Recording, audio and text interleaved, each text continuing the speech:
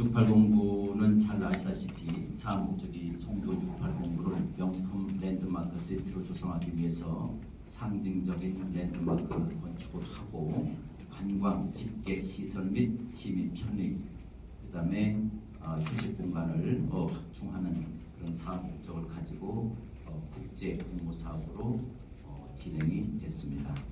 그리고 그 사업비가 7조 6천억 원이니까 약 8조 정도가 되고, 이것이 사업 기간이 10년 또는 그 이상임을 감안할 때는 한 10조 정도의 사업이 될 수 있다 하는 것을 말씀을 드리고, 이게 이제 우리가 평의 개념에 너무 익숙해서 오늘 말씀을 드리는데 약 39만 평을 가지고 있는 겁니다.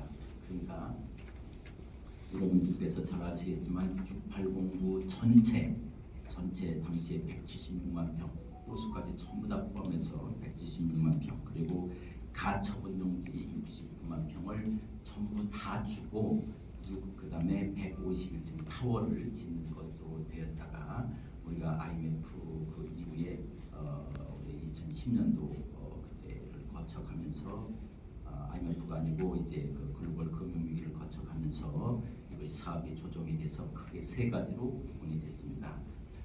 1단의 필지에 대해서는 이제 인천시가 이제 경제자원청이 가져오는 걸로 하고, 1단의 필지에 대해서는 이것이 이제 SLC 측에 10만 3천 평이 넘어갔고, 나머지 그 땅에서 39만 평인데 저 땅을 대상으로 해서 이제 그 국제 공모가 다시 붙여졌던 거죠.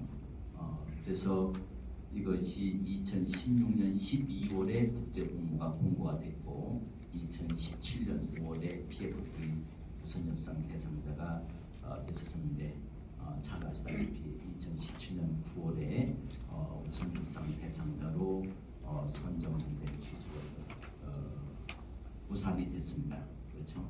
그래서 이때 소송이 들어갔고, 그 이후의 절차는 여러분이 잘 아시는 바와 같이 재협상을 하게 되었고, 재협상을 하게 돼서 가장 중요한 것이 무엇이냐면은 여기서 보시다시피 2022년 3월에 시 투자유치기획위원회 심의를 통과를 해서 조건부로 가결을 했었습니다. 그때 선거 캠프에서는 이거를 심의를 해서 조건부 가결을 시키지 마라, 그리고 새로운 정부가 들어가면 이것을 협상을 하겠다, 그때 협상을 하겠다, 그러니 저걸 통과시키지 말라 했음에도 불구하고 전 정부에서는 투자유치기획위원회를 통과시켰습니다.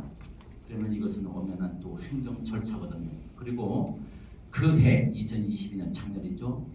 7월 1일 날 민선 8기가 시작이 됩니다.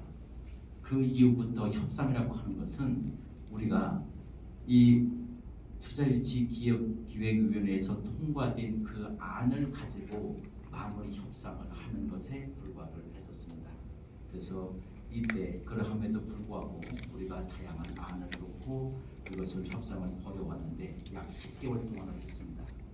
10개월, 11개월 동안을 사실상 그 세세한 내막을 뭐 다 여러분께 표현을 해드리기는 어렵지만은 그 치열한 협상 과정을 거쳐서 결국 온 결과가 뭐냐?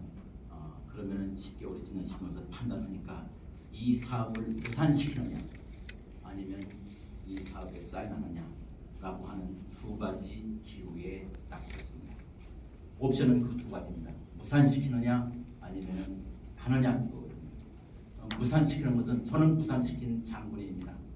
그렇죠? 2017년에 이렇게는 안 짓겠다 해서 그걸 안 된다라고 했어요. 그런데 그 이후에 여러분들 그 초기 안하고 비교해 보면 엄청 더 멋있게 많이 해왔죠.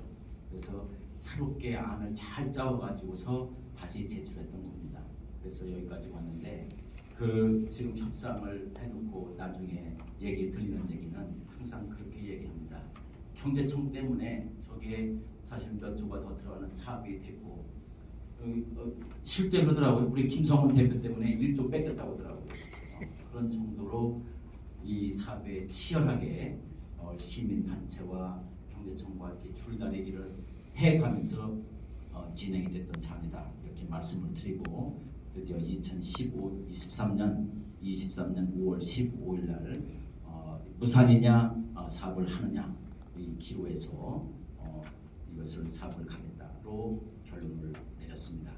여러분들께서는 이제 미흡하게 느끼시는 부분도 있겠지만 저희는 오직 시민과 이 인천과 미래만을 생각했을 때 이것이 송도를 위해서 인천의 미래를 위해서 이것이 더 합리적인 방법이다라고 하는 판단에 이르렀기 때문에 그런 결정을 했습니다. 이제 앞으로는 하반기에 여러분께 이제 요거 해가면서 달라졌던 것이 크게 달라진 것이 뭐냐면은 우리가 최고층 131층 정도로 해서 123층을 넘어선 최고층을 짓고자 많이 노력했지만 그것이 받아들여지지 않는 그 상황에서는 우리가 그러면 이 국제 디자인 공모를 통해서 이 도시를 좀 더 특색 있고 획기적이고 세계적인 그런 도시로 만들어야 되겠다 이렇게 합의를 했고 그래서 국제 디자인 공모에 2020년 올해 하반기에 막바로 들어가기로 했습니다. 그래서 국제 디자인 공모 및 실시 계획 변경과 관련해서 실무 협의를 개시를 하고 전번에도 말씀드렸다시피 국제 공모에서 그 디자인을 선정을 하는데 지금 우리 민간 부분에서도 실무위원회로 들어가야 된다라고 협상 중에 있음을 말씀을 드립니다. 그러면 2024년에서 25년까지는 내년이죠. 내년 내후년까지 개발 계획 및 실시 계획 변경을 추진을 하고 2025년 하반기에 실시 계획 변경 승인 및 고시하됩니다. 그러니까 25년 한 상반기쯤에 이때 뭐를 해야 되냐면은 산업부를 올려서 경자단에서 각 부처들하고 전부 다 같이 해서 이 안에 대해서 검토를 하고 여기서 통과가 되면 경자위원회에 올립니다. 그럼 경자위원회에서도 대체로 6개월 정도는 끌게 되거든요. 심의를 철저히 해서 그때 통과되면 2025년 하반기에 승인 및 고시를 하게 되고 2025년에서 2026년까지 변경 사업에 대해서 협약을 하고 토지 매매 계획을 체결하게 됩니다. 그러면 2026년 최대한 빨리 속도를 낸다고 할 때 26년 상반기에 상반기 말쯤 한 4, 5월쯤 4, 5, 6월쯤 될 것 같은데 그때 사업이 착공이 되는 그 순서로 그렇게 진행이 될 것으로 예상이 됩니다. 6809를 개발하는 데 있어서 국제 디자인 공모를 하는데 이것이 단지 인타 1, 2뿐만이 아니고 거기에서 이 바닷가 쪽으로 향한 그 길을 그 스트리트 파크를 사계절 이용 가능하도록 구성을 하고 거기에서 이 또한 그 국제 공모를 붙이기로 했습니다. 그리고 이 골프장은 잘 아시는 바와 같이 문화와 콘텐츠가 있는 809 문화공원 조성을 위해서 골프장을 축소를 했다. 이것을 말씀드리고 삼각형 그 부분에 대해서는 여기서 시민문화공원으로 조성을 할 예정입니다. 그다음에 호수변 수변공원을 연결해서 음악분수 등 도시경관시설 확충을 하는데 이 부분에 있어서도 수변공원을 연결하고 음악분수를 하는 데 있어서 음악분수의 일정한 금액을 이쪽에 809 분수에 음악분수에 투자를 하고 그 다음에 바로 엊그저께 우리가 공고에 나간 M5 및 특별계획구역 내 필지가 있죠. 여기에서도 그 상당한 금액을 분수공원을 만드는데 할애를 하도록 이렇게 예산을 잡았습니다. 그래서 분수공원이 우리나라 어디에도 가도 이렇게 지금 보여지는 그런 것이 아니라 세계 최고의 수준으로 만들겠다. 그래서 우리가 GTX가 놓였을 때 우리가 GTX는 축복이냐 재앙이냐 이렇게 의문을 던지는 사람도 있습니다.